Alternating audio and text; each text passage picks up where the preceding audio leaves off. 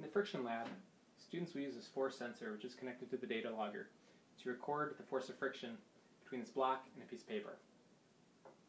The block will sit on the piece of paper, while the student or their lab partner securely holds the force sensor down. They're connected by a string, and a mass is placed on top of the block, or perhaps a pair of masses, to vary the normal force between the block and the paper. Once the system's set up, the student can hit the record button on the data logger, hold down the sensor, and pull out the sheet of paper from underneath the block. Once the data is recorded, students can position the marker using the arrow key. They can also tap on the screen to place the marker and then fine-tune its position using the arrow key.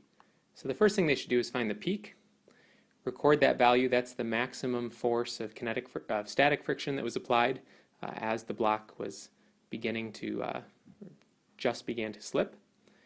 After that, what they want to do is measure the average value after that point. And so in order to highlight a region after that point, they can use their finger to click and drag. They have to apply a little bit of pressure. It's not quite like an iPhone or an iPod Touch in that regard. And once they've done that, they can select the menu, go to Analyze, and down to Statistics.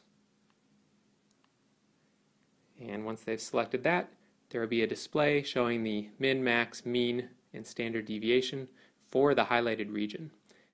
A couple things to take note of.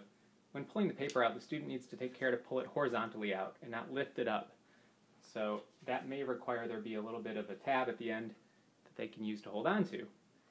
They should also be careful that as they pull and are collecting data, that they don't include any data beyond the point at which the paper starts to slide past the edge of the block. So this experiment gets repeated many times. Basically gets repeated with different masses on the block so that they can measure the frictional force as a function of the normal force.